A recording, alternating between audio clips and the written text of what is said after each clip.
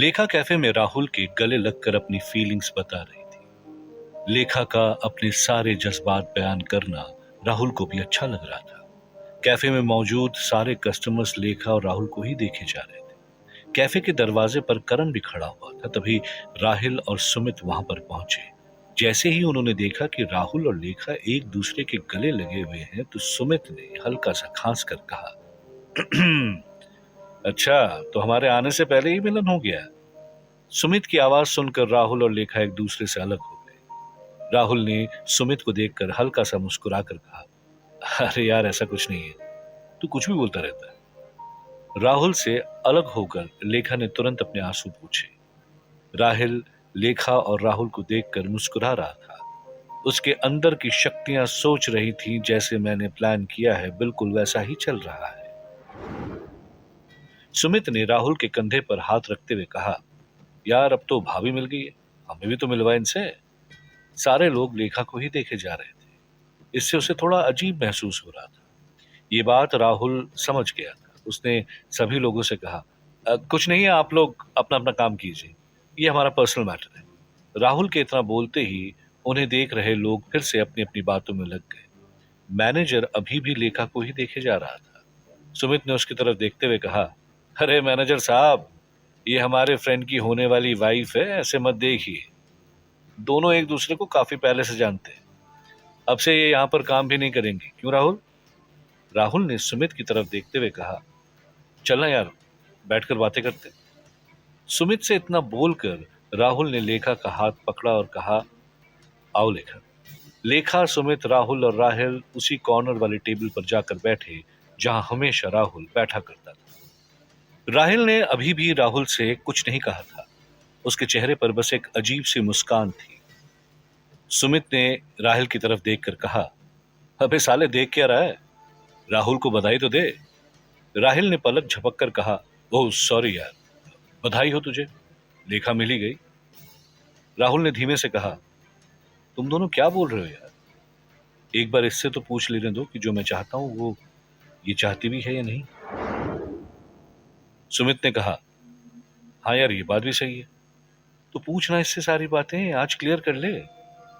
बोल तो हम लोग कुछ देर के लिए दूसरी टेबल पर जाकर बैठ जाते हैं, तुम दोनों आराम से बातें कर लो। राहुल ने कुछ देर सोचकर सुमित के कान में फुसफुसाकर कहा, हाँ यार, मुझे भी यही लगता है। क्या पता लेखा को तुम दोनों के सामने मेरा ये सब बातें करना अच्छा लगेगा या नहीं। सुमित ने रिलैक्स होकर कहा, हाँ ठीक है ना, चल राहिल, अपन दूसरी टेबल पर जाकर बैठते हैं। वो दोनों वहां से उठकर दूसरी टेबल पर चले गए। उनके जाने के बाद राहुल ने लेखा की तरफ देखते हुए पूछा, तुम कितने दिनों से यहाँ पर काम कर रही हो? लेखा ने धीमे से कहा, इजिप्ट से निकलकर मैं इसी शहर में आकर रहने लगी। माँ भी हमारे चंद्रवंशी लोगों के साथ जाकर रहने लगी थी। उन्होंने मुझे कई बार अपने साथ चलने को कहा, लेकिन हमारे यहाँ अगर किसी लड़की की शादी हो गई हो तो वो दोबारा अपने मायके में जाकर नहीं रहती, इसलिए मुझे यहीं रहना पड़ा। राहुल ने लेखा का हाथ पकड़कर कहा, लेकिन लेखा, तुम तो ये जानती थी ना कि मैं भी इसी शहर में रहता हूँ। एक बार मुझसे मिलने की कोशिश तो करती। लेखा ने तुरंत कहा, क्या सोच कर करती रहा? मुझे यही लगता था कि तुम अभी भी आयशा के साथ हो, इसलिए मैं अपने एहसास को अंदर दबा कर ही रखती थी। और जब मैंने ये काम करना शुरू किया तो करण से मेरी मुलाकात हुई। वो हमेशा मुझे हंसाता रहता, कभी कभी मजाक भी करने लगता। धीरे धीरे मेरी उससे दोस्ती हो गई। वही एक था जिससे मैं यहाँ पर खुलकर बात कर पाती थी। अगर कभी गलती से लेट हो गई तो मैनेजर पैसे काट लेता, नहीं तो सबके सामने चिल्ला देता। राहुल समझ रहा था कि लेखा किन हालातों से गुजर कर वहां पर काम कर रही थी। उसने गहरी सांस लेकर लेखा से पूछा, क्या तुम सच में करण से प्यार करती हो? लेखा ने उसकी तरफ देखते हुए कहा, तुम पागल हो गए हो क्या? वो सिर्फ मेरा दोस्त है, इससे ज्यादा मेरे दिल में उसके लिए कुछ नहीं। ये सुनकर राहुल को बहुत खुशी हुई।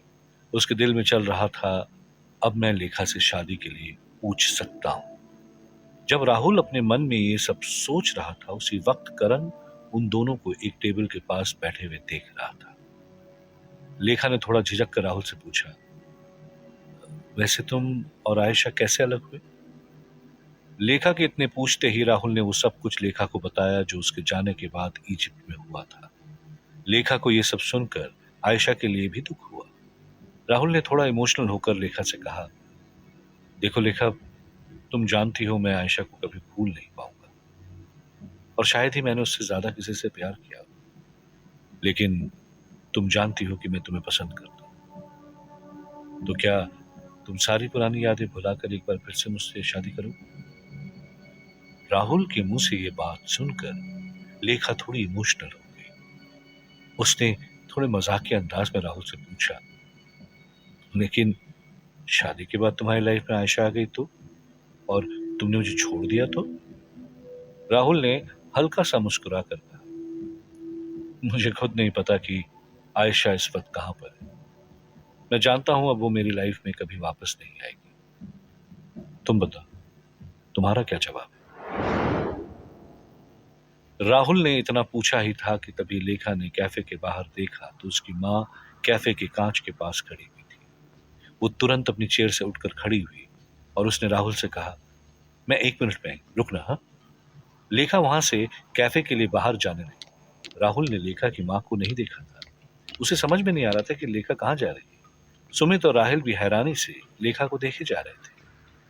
लेखा ने कैफे के बाहर जाकर मुस्कुराते हुए अपनी माँ से कहा, माँ, आज तुम मेरे साथ कैफे के अंदर चलो, तुम्हें कुछ दिखाना है और बताना भी।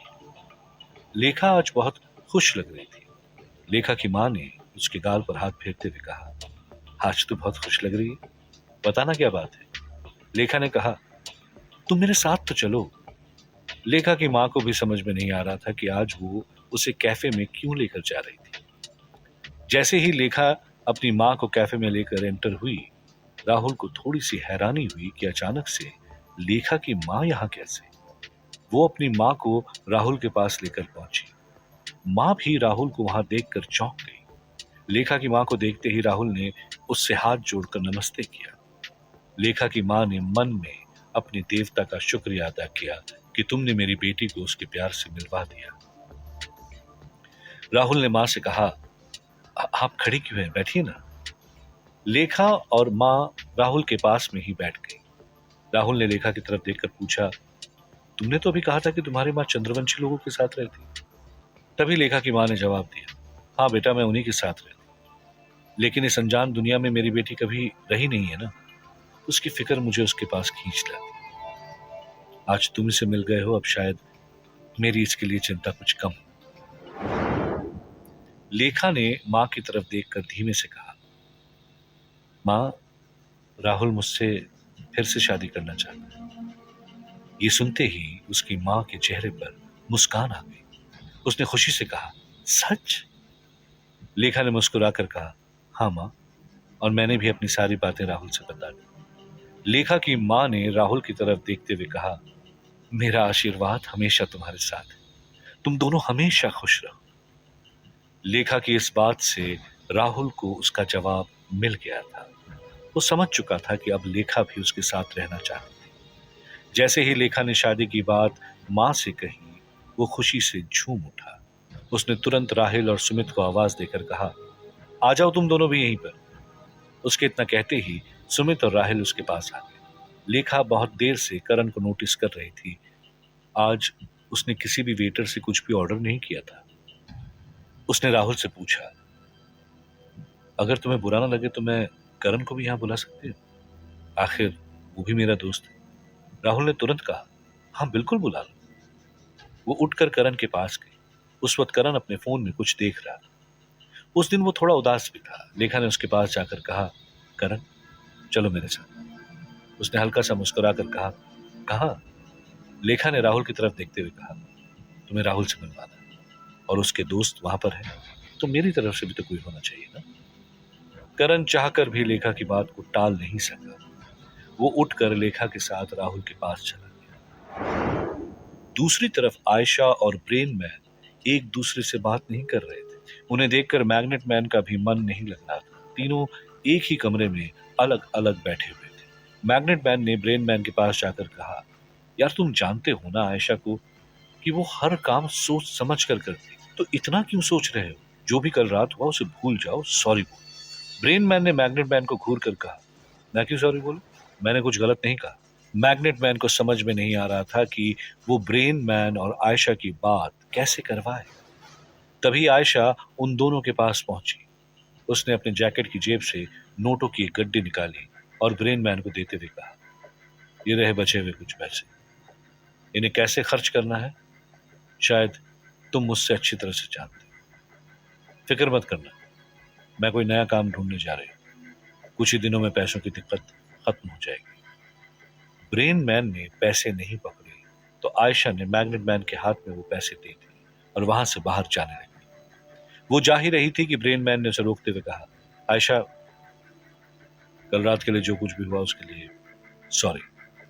मेरा ये मतलब बिल्कुल नहीं था कि मुझे पैसे चाहिए, बस मैं तुम्हें समझाना चाह रहा था कि तुम जो ड्रग्स कर रही हो वो तुम्हारे लिए सही नहीं है। बाकी मुझे तुम पर पूरा भरोसा है। ब्रेन मैन की ये बात सुनकर आयशा ने गंभीरता से कहा, हाँ तुम सही कह रहे, मैं इस बारे में सोचूंगी, लेकिन कल रात जो तुमने कहा शायद वो सच था। मैं आजकल पैसे कुछ ज्यादा ही खर्च करने लगी।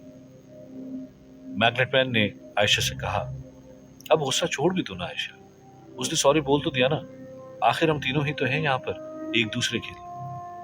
यार बाकी हमारा यहाँ है ही कौन, अगर तुम दोनों भी ऐसे मुंह फुला लोगे तो हम लोग बोर नहीं होते रहेंगे। चलो आयशा, अब तुम भी इसे सॉरी बोल दो और जो भी कल रात हुआ उसे भूल जाओ।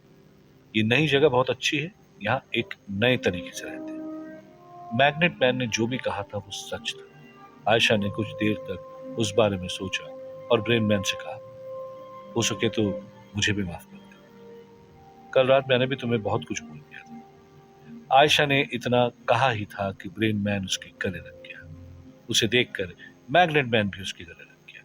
तीनों दोस्त एक दूसरे से गले लगकर थोड़ा इमोशनल हो गए थे। उसी वक्त जेल की सेल में बैठकर माया वहां से बाहर निकलने के पैंतरे सोच रही थी, लेकिन उसे कोई भी ऐसा रास्ता नजर नहीं आ रहा था जो उसे वहां से बाहर निकाल सके। उसने वहां के हवलदारों से भी अपनी सेटिंग जमाने की कोशिश की थी, तो उन्होंने भी उसकी बात नहीं मानी। कई तो उसे चिल्लाकर वहां से भाग जाते थे। माया को उसकी जिंदगी नरक से भी बदतर लगने लगी थी। उसे गुस्सा आ रहा था कि मास्टर सिर्फ एक बार मेरे पास आकर यहां से चला गया। वो सोच रही थी कि अगर वो मास्टर था तो फिर से मेरे पास क्यों नहीं आया।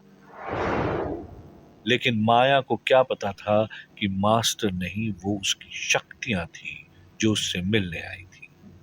कैफे में राहुल और उसके दोस्त बैठकर बातें कर रहे थे। तभी लेखा की मां को एहसास हुआ जैसे कोई अशुभ शक्तियां उनके आसपास मौजूद हो। वो थोड़ा सतर्क होकर इधर उधर देखने लगी, लेकिन उसे कुछ भी समझ में नहीं आया। लेखा ने मां को देखते हुए पूछा, क्या हुआ मां, कुछ चाहिए क्या? लेखा की मां उससे बोलने ही वाली थी, लेकिन उसने सोचा कि अभी ही उसकी बेटी की जिंदगी में खुशियां आई हैं, उसे ये सब बताकर वो क्यों परेशान करे। उसने हल्का सा मुस्कुराकर कहा, नहीं कुछ नहीं चाहिए। लेखा की मां को जिन अशुभ शक्तियों का संकेत मिला था वो राहिल के अंदर की शक्तियां थी। लेखा की मां उन शक्तियों को पहचानने की कोशिश कर रही थी, जिससे उसे इतना तो महसूस हो गया था कि ये शक्तियां फिर से पत्थर के लिए मेरे आसपास मौजूद है। लेकिन वो कौन हो सकता है जो फिर से उन पत्थरों को हासिल करना चाहता है? ये सब ख्याल लेखा की मां को आ रहे थे। क्या लेखा की मां राहिल के अंदर जो शक्तियां हैं उन्हें पहचान लेगी, या राहुल और लेखा की जिंदगी में कोई नया तूफान आने को था? जानने के लिए सुनते रहिए नरक 2।